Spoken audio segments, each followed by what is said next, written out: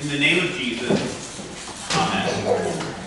Our text for tonight on the topic of faith alone are taken from Genesis 15, Romans 4, and John 3, as they were just read. Last week we heard about grace alone, how grace has to do with how God looks at you. God looks upon you with favor. He looks upon you with the eyes of kindness.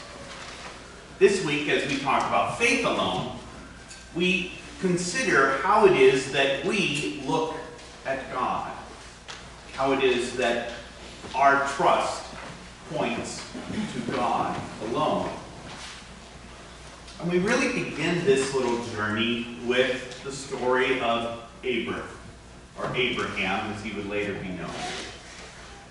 He was a man that God had made great promises to.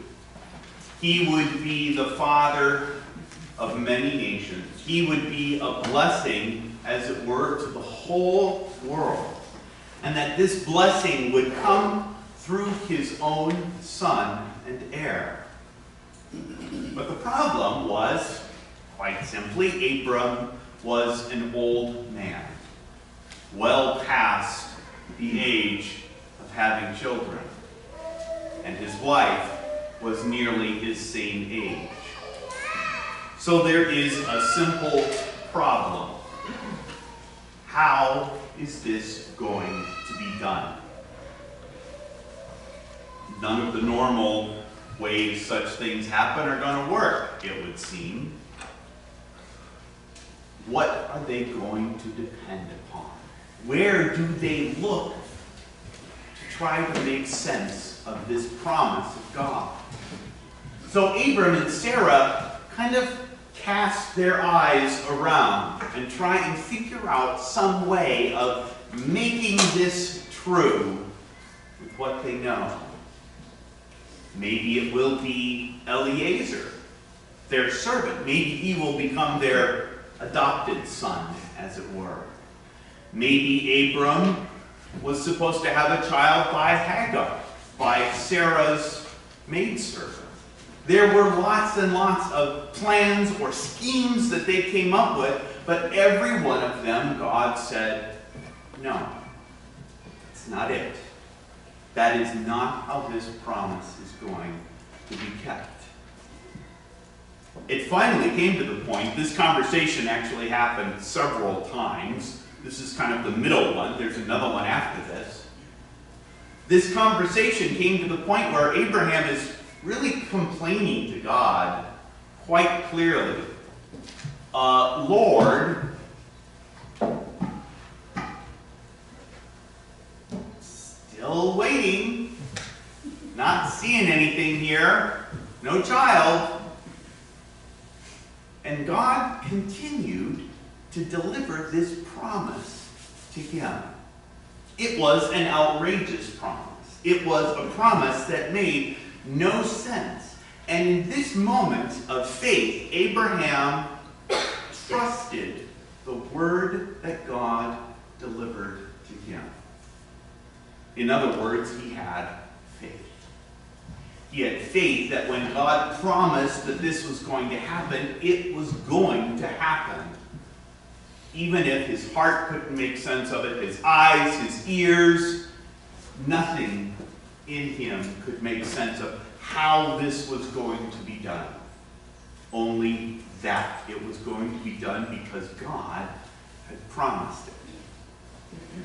That's what faith is, beloved. Faith is promising or trusting in what God says, even when your own experience, your own heart, when everything else is saying just the opposite. Martin Luther claimed that these verses from Genesis 15 were the most important verses in the Old Testament. Now, to be fair, I think he said that about a number of verses. But we can see his point here. This is the point where Abraham becomes the perfect example of what it means to trust God above all things. Paul gives us that same image in Romans chapter 4 and kind of gives us an analogy between wages and gifts. If you work, Paul says, you expect to get paid. That's kind of how those things are supposed to go. And actually earlier on he said the wages of sin is death. So we knew what kind of work that was going to get us.